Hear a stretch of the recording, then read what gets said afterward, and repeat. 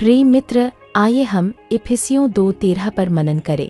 परंतु अब तो मसीह यीशु में तुम जो पहले दूर थे, मसीह के लोहू के द्वारा निकट हो गए हो। बाइबल कहती है कि सभी ने पाप किया है और परमेश्वर की महिमा से रहित हैं। पाप ने हमें अपने प्यारे पिता से अलग कर दिया था, लेकिन यीशु के लहू के द्वारा हम उसके निकट लाए गए हैं। पुराने नियम में याजकों ने पापों के लिए अस्थायी बलिदान के रूप में पशुओं का लहू बहाया था, लेकिन प्रभु यीशु एक बार के लिए सिद्ध बलिदान बन गए।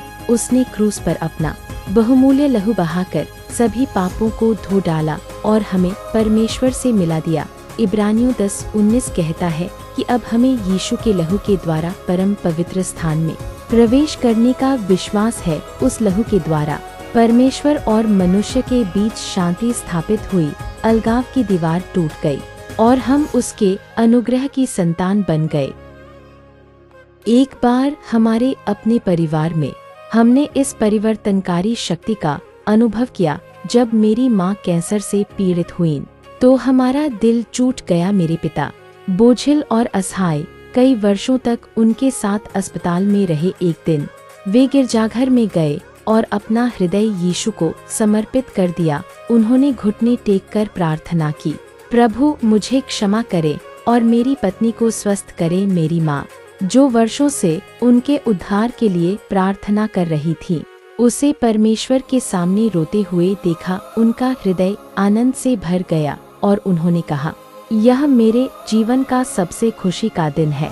उसी क्षण स्वर्ग ने हमारे घर को स्पर्श किया। यीशु के लहू ने न केवल हृदयों को स्वस्थ किया, बल्कि हमारे पूरे परिवार को आशीष देना शुरू कर दिया। एक एक करके प्रभु का आशीर्वाद हम पर बरसने लगा। हम निडर होकर कह सकते थे, मैं और मेरा परिवार नित प्रभु की सेवा करेंगे। सचमुच यीशु का लहू परिवारों को जोड़ता है, चंगा करता है और रूपांतरित करता है। प्रिय मित्र, यीशु का लहू आज भी शक्तिशाली है।